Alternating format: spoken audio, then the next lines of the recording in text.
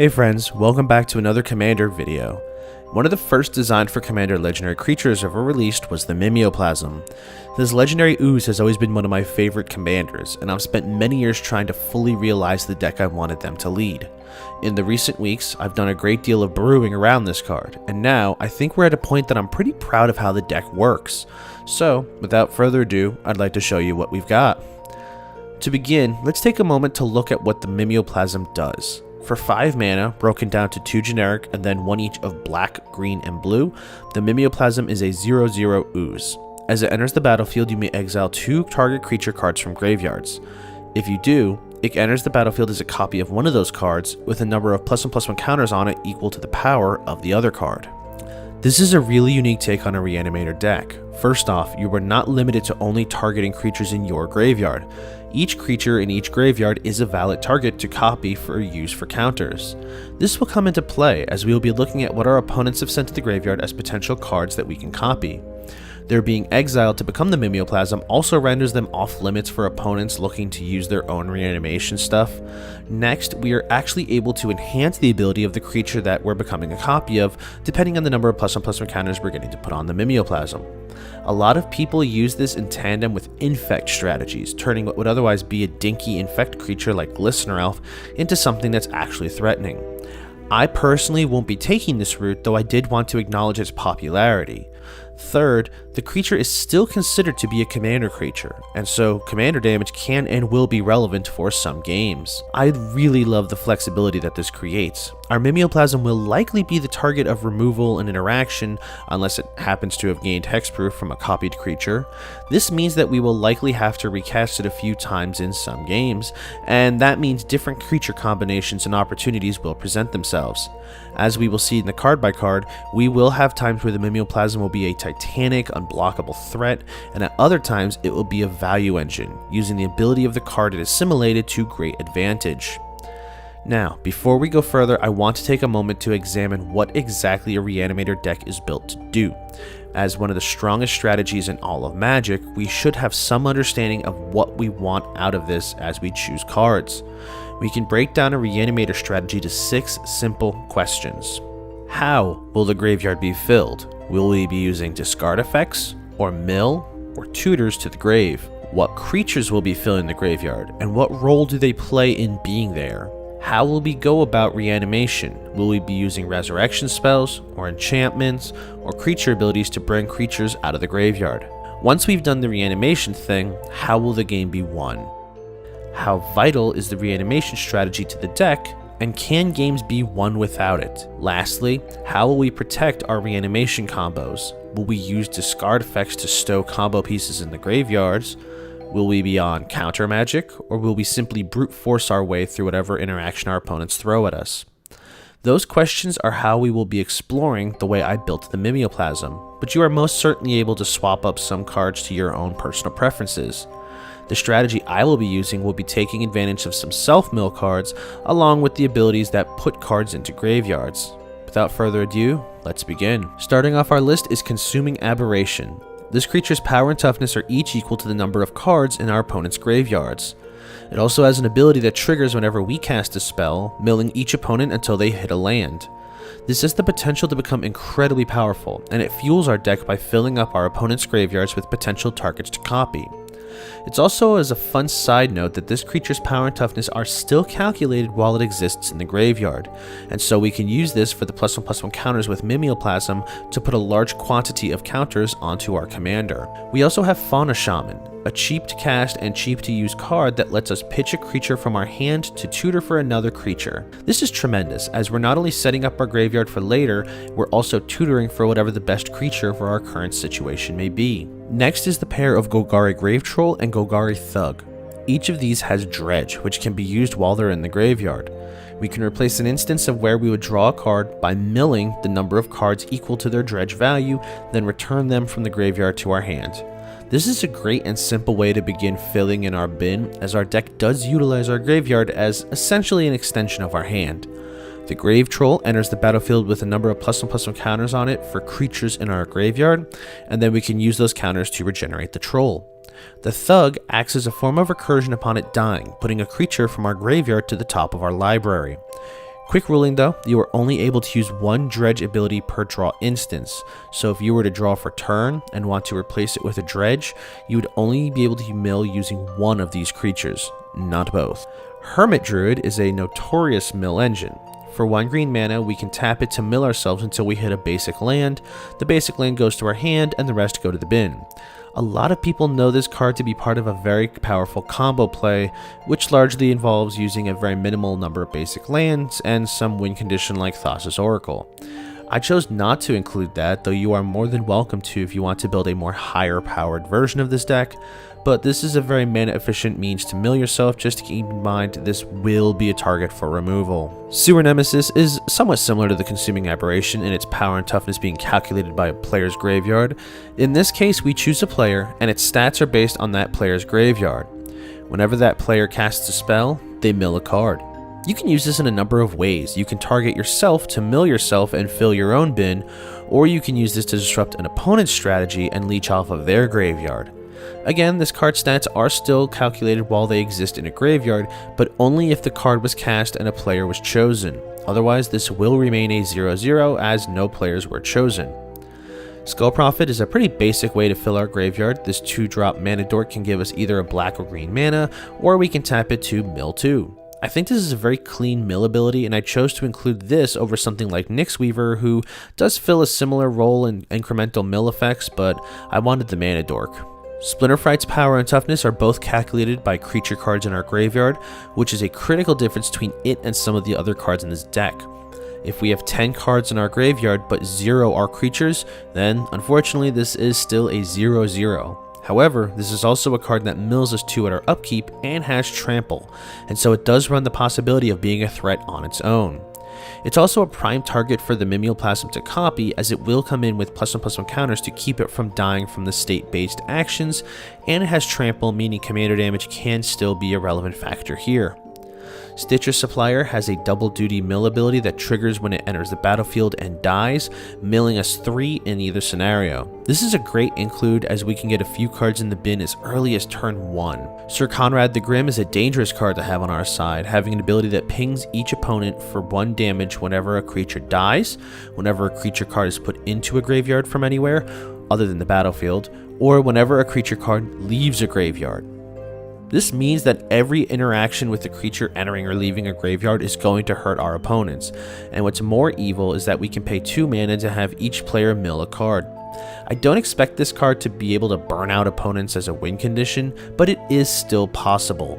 A well-timed Consuming Aberration trigger can really hurt opponents, as this will trigger upon each individual creature card getting put into a graveyard.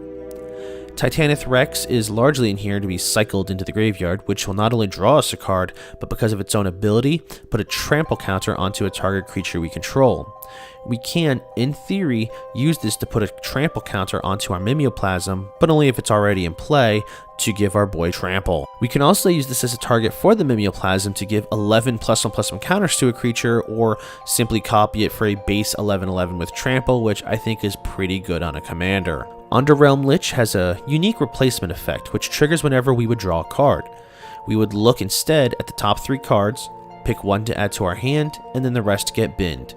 This does replace our card draw, so if we have a number of draw effects on board, this can be used multiple times to fill up our grave with some juicy targets.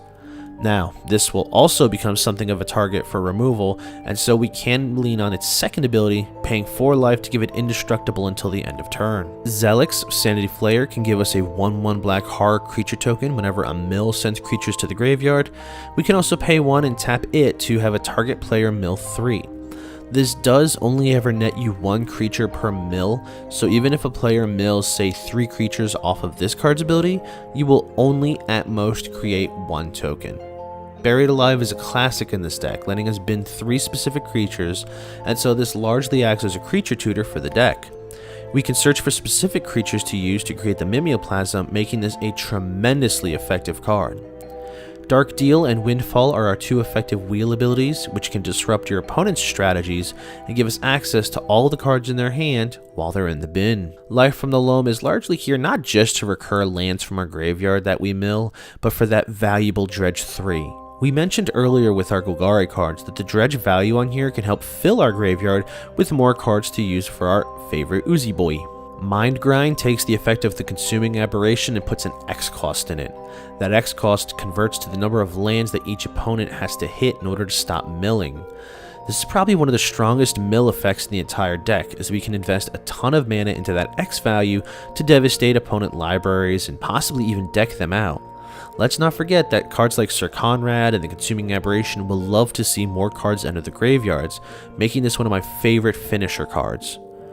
Altar of Dementia is a free sack outlet that lets us mill a player. We can choose to mill ourselves or an opponent based on the power of the creature we sacrifice. We can also use this in response to someone threatening to gut one of our big creatures, as it will likely happen, letting us get some last minute value out of a creature before it unfortunately has to go away. Collector's Vault and Grimoire of the Dead both offer us small discard engines. The Vault gives us card draw and ramp, and is overall just an absolute all-star for value. The Grimoire is perhaps one of my favorite reanimation cards, and I'm happy I can use it in this deck.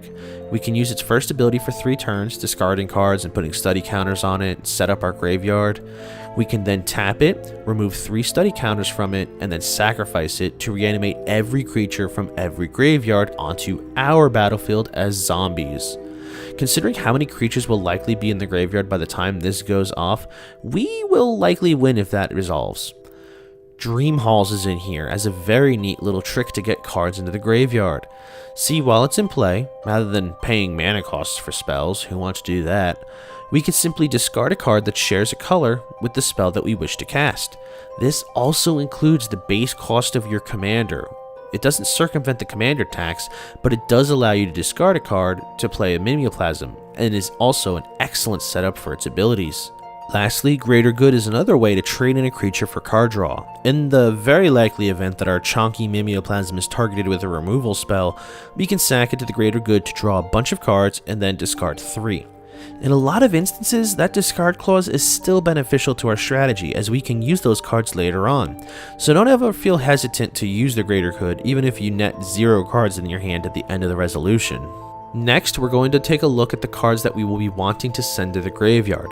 These are the prime candidates for reanimation, be it assimilating them into the Mimeoplasm, or bringing them back from the grave outright, or using them from the graveyard for value. Boneyard Madrax is another variable stat creature whose power and toughness are equal to the number of other creature cards in your graveyard. It specifically is looking at other creatures because it has Scavenge. Scavenge is a graveyard-based ability that lets you exile the creature from the graveyard for its scavenge cost to put +1/+1 counters onto a target creature equal to the scavenged creature's power. This is another card that maintains its stats while in the graveyard, and so if we pitch it early, we can build up our graveyard to scavenge it for a ton of value later in the game, when most players have probably forgotten about it. We are limited to using Scavenge at sorcery speed, but this is still a great setup just before an alpha strike with the Mimeoplasm. Brainstealer Dragon and Elder Brain are 2 cards that I insisted to include as sort of pet cards. There is a very small horror theme to the deck, as I grew very fond of the Balers Gate cards recently, and these 2 are just absolute beasts. Well, dragons and horrors, but you get the idea. The dragon has flying, and at the beginning of your end step, we exile the top card of each opponent's library. We can play those cards as long as they remain exiled, and we can use mana of any color to cast spells this way. In addition, the dragon will make an opponent lose life equal to the mana value of their spell that we cast. It's pretty strong, and it makes use of us reanimating an opponent's creature. The Elder Brain, on the other hand, is far more devastating. It has Menace, which on a 6/6 is, well, menacing. Ha! But beyond that, it has an attack trigger, where it exiles the defending player's hand, and they must draw the same number of cards they exiled. Then, like the Brainstealer Dragon, we can then play any of those cards and spend mana however we wish to cast spells from among them. This is brutal, as an opponent who just tutored for something will be the prime candidate for our brain to go poking. These 2 are great to have the Mimeoplasm assimilate and become, as they feature very solid bodies and very threatening abilities which will immediately begin picking apart opponent strategies. While not as powerful as their larger sibling, we did also include Intellect Devourer, who has a smaller scale ability. When it enters the battlefield, each opponent exiles a card from their hand until it leaves the battlefield. And like its larger brethren, we can use the cards that are exiled with the Mana Devourer and spend mana however to cast those spells. Along those lines, we do include Sludge Monster and Ushalon. The Sludge Monitor is my go-to for creature removal, though it's not really functioning as a removal spell. I think what it does is kind of better in turning off whatever creature we put the slime counter on. Unless the creature it puts the slime counter onto is a horror creature, it loses its abilities and becomes base power 2/2. Ushalon's power is equal to the number of crabs, oozes, and horrors we control. Kinda gross. At the beginning of our end step, we can exile up to one target creature from an opponent's graveyard, and if we do, we create a token that's a copy of the Ushalon. This will get out of hand fast, as we will be able to create one token copy the first time we do this. The second will give us 2 token copies, and as their numbers grow, so will their power. I love this card. It is absolute nightmare fuel. Galloping Lizrog is a very powerful creature, being a base 3/3 with trample. The real spice is in its enter the battlefield ability, removing any number of +1/+1 counters from creatures we control to then double those counters to put onto the Lizrog. If we have the Mimeoplasm sitting out with, say, 11 +1/+1 counters on it from something like the Titani Rex, we can remove all 11 and then put 22 onto the Lizrog. Quick reminder, the Froggy has trample. Guilt Feeder is another prime candidate for the Mimeoplasm to assimilate, being a base 0/4 with fear. Creatures with fear can only be blocked by artifact creatures or black creatures. Whenever the Guilt Feeder attacks and isn't blocked, the defending player will lose 1 life for each card in their graveyard. This plays well into the mill strategy, but normally this card would only cause life loss through its attack trigger. If we use this as the Mimeoplasm to make it substantially stronger through usage of the +1/+1 counters, then it becomes even more of a threat. Now, perhaps my favorite creature in the entire deck is the Lord of Extinction, the fatty to end all fatties. The Lord of Extinction stats are equal to the number of cards in all graveyards, both ours and our opponents. This can be played on its own to be a behemoth of a creature, or we can use it to put an unfathomable number of +1/+1 counters onto the Mimeoplasm. Siege Behemoth is another fun one to turn into the Mimeoplasm. It has hexproof, which turns off all targeted removal at our Uzi Boy, but whenever it attacks, for each creature we control, we can have it assign its combat damage as though it weren't blocked. This is a bit of a rarity these days. Having the Mimeoplasm become this card can in fact make commander damage a possible win condition. See, any player that's dealt 21 damage by one commander loses the game. An important ruling to note is that the Mimeoplasm remains our commander regardless of whether it is currently copying another creature. And so if an opponent has taken a cumulative 21 points of damage by anything that the Mimeoplasm has been, they lose the game. The Siege Behemoth has 7 power, so 3 hits by this and it's lights out. This is a very nice nod to the origins of the EDH format, so I love it being in the deck. Stormtide Leviathan is another win-con level creature for the Mimeoplasm to copy. This is an 8/8 with Island Walk and gives all lands an island subtype, turning on the Island Walk for it and any of the other creatures with Island Walk. Eat your heart out, Merfolk players. As an additional ability, any creature that doesn't have flying or Island Walk cannot attack while this is in play. So in addition to turning our commander into at least an unblockable 8/8 Leviathan, it also runs the possibility of stopping most of our opponents from attacking. I am astounded to see that this card doesn't see so much more play in decks like this. I guess it's the mana cost. Many of these cards are meant to be sent to the graveyard for us to use later on, exiling them with the Mimeoplasm to create a monstrosity of a commander. But we do have a few other cards that will make them do double duty after being buried. Emrakul the Promised End is perhaps the most intimidating card to drop in. Because she becomes cheaper for each card type in our graveyard, we are able to cast her for much less than that 13 mana. You can also use her to create the Mimeoplasm, but you're not going to get that cast trigger to control an opponent during their next turn. Sometimes it is better to just cast Emrakul. Regardless though, a 13/13 with flying trample and protection from instants is quite the finisher. Remember, Cyclonic Rift is an instant, so come at me, bro. Casting this also lets you control your opponent during their next turn, and then they get an extra turn after that to try to fix the damage you caused. A few things to remember: you cannot make an opponent concede the game while you're controlling them, and you cannot make an opponent arbitrarily discard or sacrifice anything that they wouldn't be able to do normally. You can, however, have them attack another opponent or make suboptimal plays that will hinder them on their extra turns. If they do have free SAG outlets, well, you can use them to their disadvantage, but that's to your discretion. Patchwork Crawler lets us exile a target creature card from a graveyard and put a +1/+1 counter onto it. It also gains all the activated abilities of the creatures exiled with it.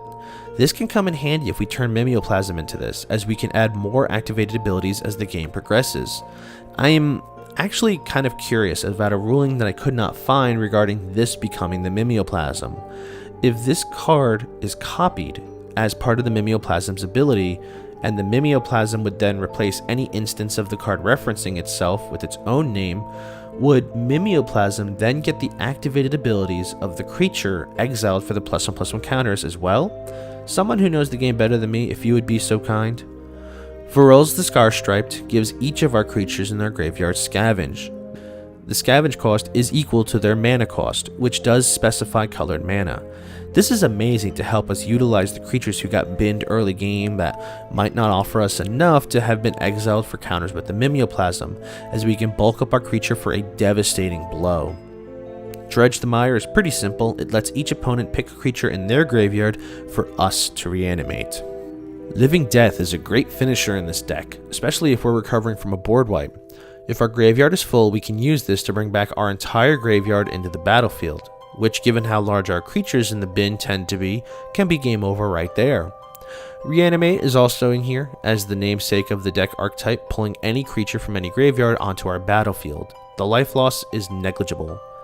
The aforementioned Grimoire of the Dead is a great mass reanimation spell, so long as we can hold on to it for that third study counter. The Nautilus Ship is another nod to the Balers Gate set, and while it might at first look like a non-bow card, we can use this to great effect. See, it enters play and exiles a player's graveyard. Use it on whoever has the most dangerous bin. We can then crew the ship, and whenever it deals combat damage to a player, we can put a creature exiled with the ship onto the battlefield under our control. I did deliberately include this card along with a few of my other favorite cards from the Balers Gate set. I've been playing the Balers Gate 3 a lot lately, and I adore that there are magic cards that correspond to characters in the game. Yes, Shadowheart is also in the deck as a draw engine, leave me alone. Unlicensed Hearse lets us exile up to 2 cards from the same graveyard. We can then use this ability for a few turns to keep our opponents off the creatures that we mill, and then crew it to have it become a huge creature and swing in for some unsuspecting damage. Now, we've already discussed a few ways that this deck can win, from the Emrakul swings to the reanimation things, but we do run a few cards in the deck that can help make for an alternate win condition. The Ozolith and Simic Ascendancy are our backup plans should our usual strategy falter. The Ozolith is really a mainstay in any deck that does anything with +1/+1 counters. With the Mimeoplasm, this is even more so, as we will likely face a few removals of our beloved hero as the game progresses. If we have the Ozolith in play, those counters are saved and placed on the Ozolith for us to use to put on something else later on. Simic Ascendancy is our win condition, as it gets growth counters equal to the number of +1/+1 counters that we put on creatures. When it hits 20, we win the game. This is very easy considering how much our deck seeks to hemorrhage +1/+1 counters. This makes the Ozolith even more useful, as we can put this in as the Mimeoplasm dies, save the counters, and then when we recast it, we get more +1/+1 counters upon it entering the battlefield, and then we can shimmy the counters the Ozolith was keeping warm back onto our boy. The reanimation part of this deck is largely centered around our commander. Our deck does its best when we have access to our graveyard and to Mimeoplasm. It is also our Achilles heel. If we get stuck behind a card like Grafdigger's Cage that shuts off that access, we might struggle a bit to really get back into the game. If we are able to hardcast our creatures and simply beat the player who's locking us out from the game, we can recover. A well-paced Bajuka's Bog can really hurt if we've set up our graveyard to shine, so keep alert and don't overextend with your graveyard selections. Because the Mimeoplasm can be flexible and target opponents' graveyards, in the event that our graveyard is taken away from our access, we can always peek into other graves for targets, even if they are less than ideal. Of course, my list is not the end-all be-all. If you want to go more heavily into the reanimation theme as a general strategy, it's a valid choice. If you want to do Infect, yeah, you could do that too. If you want to build this deck up to be a more competitive deck, you are absolutely able to do so as well. They're all valid choices. But for now, that is going to bring us to the end of this video. I truly hope you've enjoyed this look at one of my favorite commanders. Do you have any spicy tech for Mimeoplasm? Let's discuss it in the comments below. I will include, as always, the link to the Mox Field list where you will see the full deck list for this commander. If you're new to the channel, feel free to hit that subscribe button. Liking and sharing this video is perhaps the best way to support this channel's growth, and it is tremendously appreciated. If there is a commander that you'd like to take us a look at in the future, feel free to suggest it. As always, I appreciate you spending time with me here today. I hope you enjoyed yourself, and I'll catch you all in the next video.